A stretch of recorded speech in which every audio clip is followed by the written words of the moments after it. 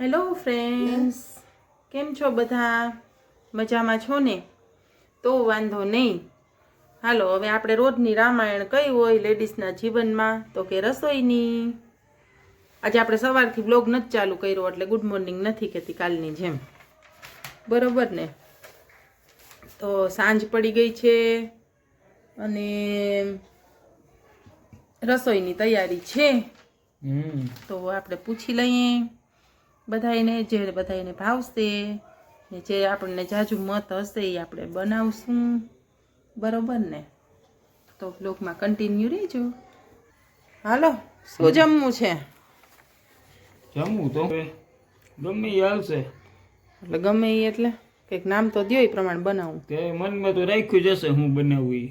હું મનમાં રાખ્યું? હા, આપણે કે આ બનાવતા કે ઈ આમ, આ બનાવતા કે પણ તમે કયો તો ખરા તો મને ખબર પડે ને.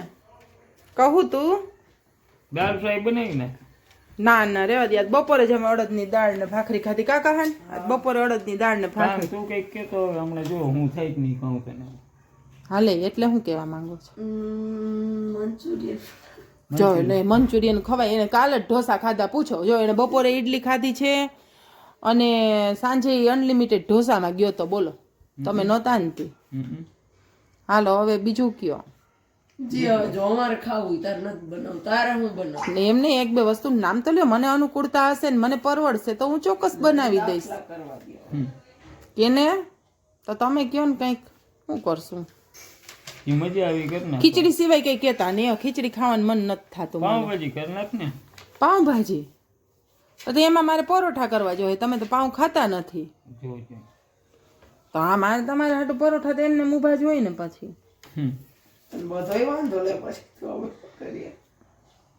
એક કામ કર, જીરા રાઈસ કર નાખ.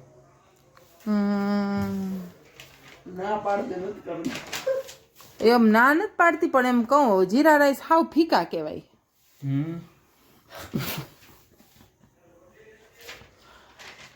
ના પાડ તો જમવું ના, એમ થોડું હાલે. જમવું તો પડે ને, કઈ ભૂખ્યું થોડું હુવાશે.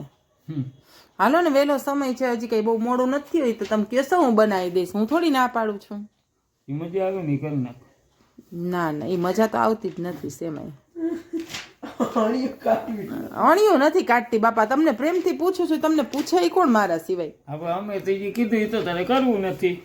હું તમે ગાલો બોલો. હાલો, હજી એકવાર ચાન્સ આપું. ફ્રાઈડ રાઈસ ના, ઓ કહાન ભાતની તો તું રેવા જ દે.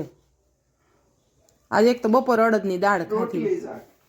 ના ના, એમાં હું વાંધો તમે તમારે રોટલી શાક ખાવા? ના ના, એ રેવા દો ને. રોટલી શાકમાં હું વાંધો ના ના ભાઈ, શાક શેનું અત્યારે કરવું? બટેટા ભાવતા નથી કોને મને, હોતતા નથી. તમારે પણ એવું જ કેવું છે જે મારી અનુકૂળતા નથી.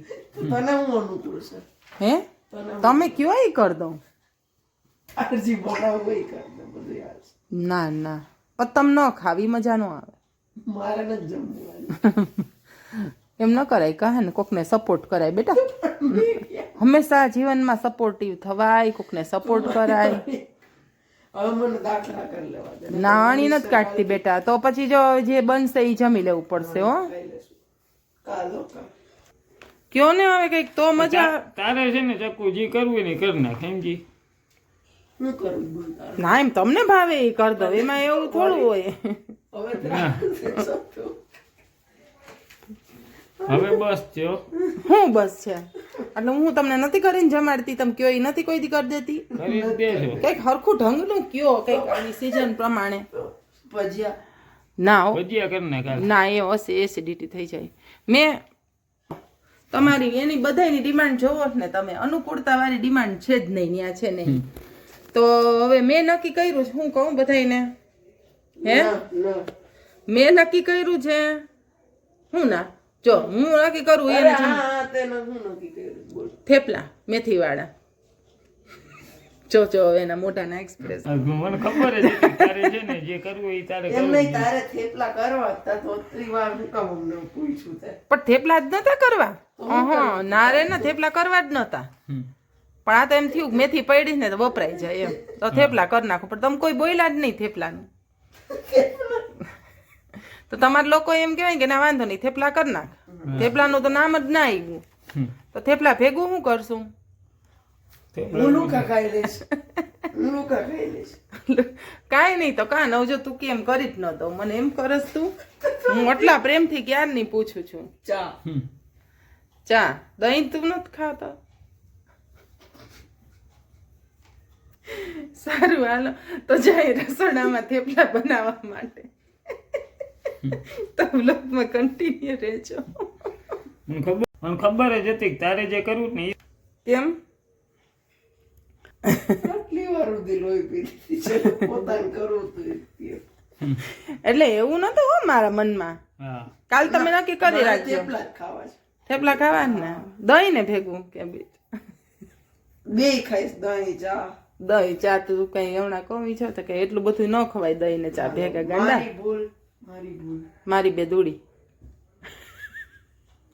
તમે શું ખાશો થેપલા ભેગું? જે મજા આવે ને એ કરી નાખ. કરી કાંઈ નહીં નાખું કા ચા ને કા દહીં શું ખાશો? મારે તો કઈ ઈચ્છા જ નથી થતી આજે.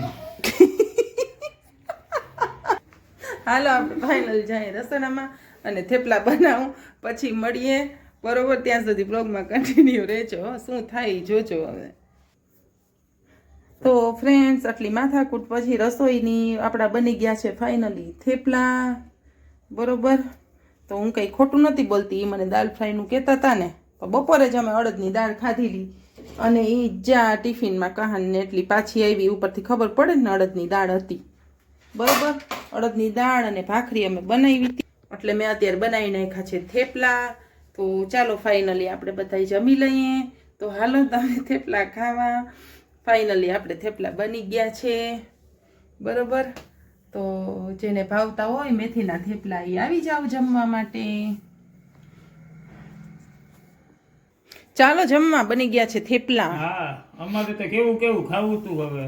કેવું કેવું કૈસા ખાના હતા? જીરા રાઈસ, દાલ ફ્રાય, પાવભાજી, ઈ કાલે બનાવી દઈશ. મંચુરિયન. કાલે બનાવી દઈશ. એક વસ્તુ બને કઈ જો જીરા ફ્રાય દાલ ફ્રાય ઓલો જીરા ફ્રાઈડ રાઈસ ઈ ફ્રાઈડ જીરો રાઈસ ઈ, પણ આજે આપણે જવાનું કઈ બાજુ છે ઈ કે ઈ સરપ્રાઈઝ છે. 9 વાગે. સરપ્રાઈઝ. હારું હાલ તો નક્કી કરીને કેજો પછી. હા તો અમે વેલી બનાવી લીધી છે રસોઈ. તો હવે જમી અને અમે જાશું બહાર એક જગ્યાએ. હવે એ સરપ્રાઈઝ છે તો વ્લોગ જોવાનું ભૂલતા નહીં. અને એ વ્લોગ એ કાલે આવી જશે કે અમે ક્યાં ગયા હતા કઈ બાજુ. એટલે ઓલી કહેવત પ્રમાણે શું હોય ક્યાં સુધી દોડ કહેવાય એવી કંઈક કહેવત છે યાદ નથી આવતી. તો જાશું એટલે વ્લોગમાં જોવાનું ભૂલતા નહીં કાલનો એ. તો હાલો બધાય જમવા ગરમા ગરમ થેપલા ખાવા.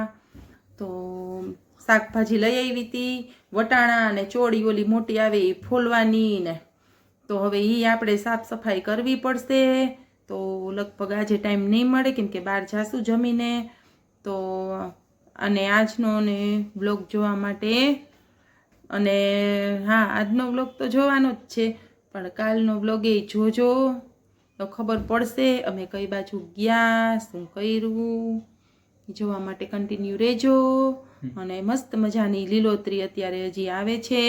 બિયા જેમ કે વાલ ને વટાણા અને તો વાલ તો ગમે એવા નહોતા તો વટાણા લઈ લીધા છે. હવે ફાઇનલી છેલ્લા સિઝનના આવશે લીલવા બધાય તો લઈ લેવાના છે.